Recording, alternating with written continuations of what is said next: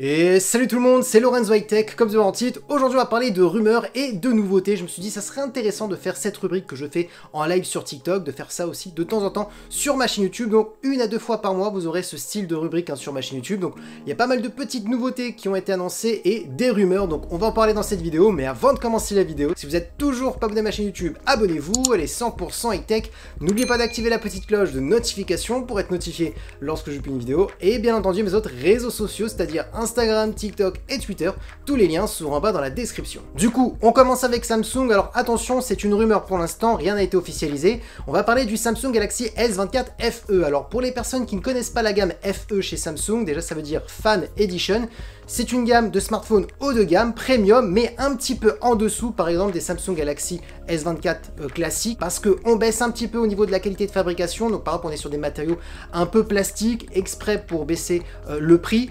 En général, on est sur des tarifs qui ne dépassent pas les 700 €. D'ailleurs, pour ce Samsung Galaxy S24 FE, il y aurait une fuite sur le prix, qu'on serait entre 600 et 700 €. Les caractéristiques, je vous les donne. Il y a certaines caractéristiques qui ont fuité. On serait sur un écran de 6,7 pouces avec une résolution Full HD+, toujours un écran AMOLED, accompagné par un taux de rafraîchissement de 120 Hz. Par contre, attention, on ne serait pas sur un 120 Hz adaptatif qui peut descendre de 1 Hz et monter jusqu'à du 120 Hz. On ne serait pas sur une dalle LTPO, on serait sur un 120 Hz vraiment très classique, donc de 60 Hz et de 120 Hz. Donc c'est pour ça que le prix de ce S24 FE serait en dessous des autres Samsung. Et bien entendu, au niveau des performances, on n'aurait pas de Snapdragon 8 Gen 3 comme le S24 Ultra, on serait sur un Exynos, le même qu'on retrouve sur le Samsung Galaxy S24, donc exprès pour faire baisser le prix. Et en même temps, c'est tout à fait normal, on n'aurait pas pu avoir un processeur de Qualcomm parce que sinon en termes de perf, on serait mieux qu'un S24 classique. Donc vu qu'on est sur un S24 FE, donc qui est un peu un S24 Lite on peut dire, on ne pouvait pas avoir un processeur de Qualcomm. Donc c'est logique pour ma part qu'on devrait avoir un Exynos. Et dernière chose qui a fuité, c'est la date de sortie. Il devrait sortir normalement pour début décembre.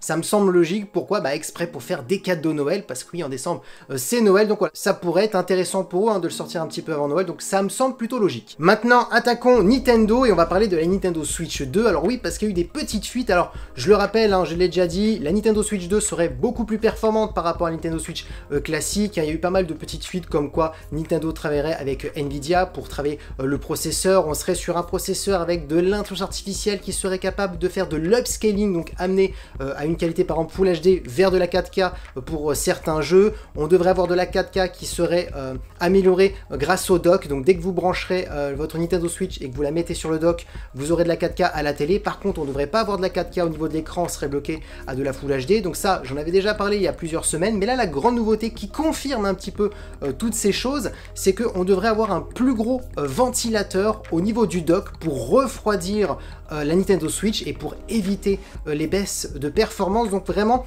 cette nouvelle fuite confirme vraiment toutes les fuites qu'on a pu voir quelques mois en arrière ou même quelques semaines en arrière, parce que oui, si la Nintendo Switch n'est pas bien refroidie au niveau du dock, ça baisse automatiquement les performances, et c'est aussi pour éviter d'abîmer la Nintendo Switch. Donc ça prouve vraiment que les performances vont vraiment être à la hausse, sinon on n'aurait pas eu un nouveau système de refroidissement au niveau du dock. Maintenant, parlons très rapidement de Qualcomm. Et oui, Qualcomm est pratiquement sur tous les smartphones en termes de processeur. Et là, le futur processeur qui est très attendu, c'est tout simplement le Snapdragon 8 Gen 4, qui est le successeur au 8 Gen 3. Et souvent, il y a une bagarre entre marques qui sera le premier à dégainer le premier smartphone avec le tout dernier processeur.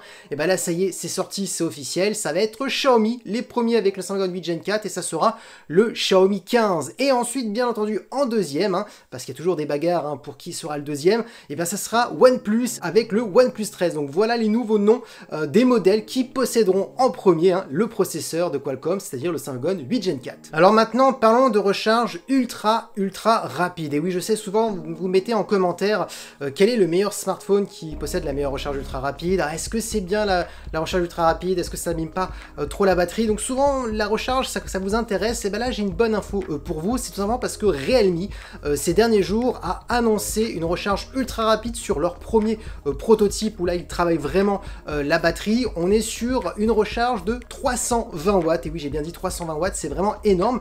Ils ont annoncé qu'ils pouvaient maintenant recharger un smartphone de 0 à 100, donc une recharge complète, en simplement 4 minutes 30. Donc oui, c'est vraiment énorme. Donc franchement, c'était une petite info quand même, je voulais quand même vous annoncer. Alors bien entendu, pour l'instant, aucun smartphone va être sorti dans les jours qui suivent. C'est vraiment un prototype, mais ils ont voulu montrer montré qu'ils avaient réussi à atteindre un gap. Maintenant, est-ce que ça abîme la batterie ou pas? Moi, la réponse, je pense que oui, parce qu'ils n'ont pas donné le nombre de cycles de la batterie, parce que oui, le nombre de cycles, c'est le nombre de recharges. Donc, au bout de combien de recharges, la batterie ne fonctionne plus. Voilà, en gros.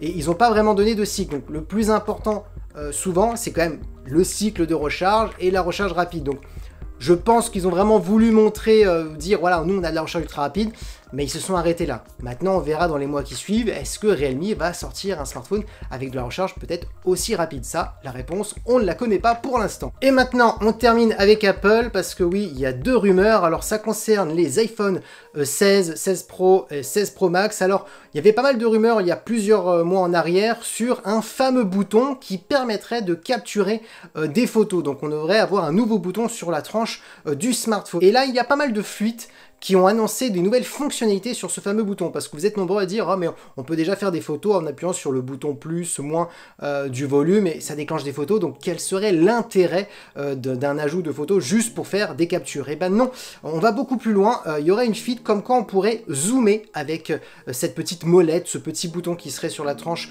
de l'iPhone, et on pourrait aller aussi beaucoup plus loin, on devrait avoir un mode professionnel dans le mode photo d'Apple, et on pourrait carrément aussi jouer sur les profondeur, l'autofocus des capteurs, donc ça serait ça la grande nouveauté, et Apple vendrait ses nouveaux iPhone 16, 16 Pro en tant qu'appareil photo en mode smartphone avec ce nouveau bouton, donc ça serait un peu un nouveau marketing pour les futurs iPhone 16 et 16 Pro, après avec tout ce qui est aussi intelligence artificielle, ils vont vraiment appuyer tout ceci avec ce bouton. Donc voilà les petites fuites qu'il y a eu pour les iPhone 16 et 16 Pro au niveau bouton pour capturer des photos, et ensuite on parlerait aussi d'une bague connectée, et oui, on commence à avoir pas mal de bagues connectées un peu partout. Apple serait en train de travailler sur l'Apple Ring, donc c'est le nom qu'a donné les personnes qui ont trouvé ces rumeurs. On devrait avoir une bague connectée centrée sur la santé, comme les Apple Watch, mais Apple voudrait rajouter une petite fonctionnalité qu'on n'a pas sur les autres bagues connectées, parce que oui, Apple, quand ils sortent quelque chose, ils veulent toujours rajouter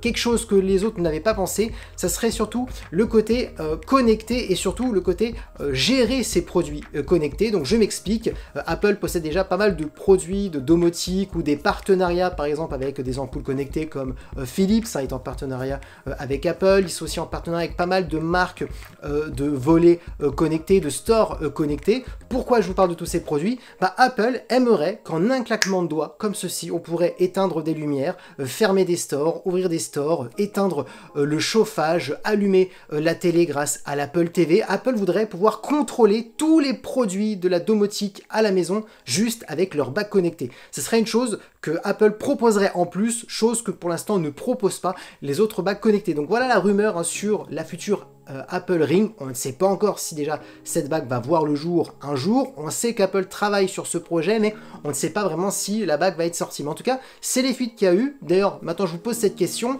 Est-ce que ça vous intéresserait, une bague connectée qui pourrait interagir avec vos autres produits? Bien entendu aussi, concernant la Nintendo Switch, concernant le Samsung Galaxy S24 FE, concernant toutes les news et les rumeurs que je vous ai parlé, dites-moi en commentaire ce que vous en pensez. Et voilà, la vidéo est terminée sur ces petites rumeurs nouveautés qui sont sorties pour ce fin de mois d'août. Si la vidéo vous a plu, n'oubliez pas le petit pouce like, de m'écrire en commentaire, de me dire si ça vous plaît, et n'hésitez pas aussi à vous abonner à mon TikTok, parce que oui, je fais des lives presque tous les mardis et vendredis à partir de 23 h, et des lives aussi sur YouTube à partir de 23 h où on parle de nouveautés, d'actualités, de rumeurs, je réponds aussi à vos questions, donc n'hésitez pas à vous abonner à mes autres réseaux sociaux, et sur ce, c'était Lorenzo High Tech.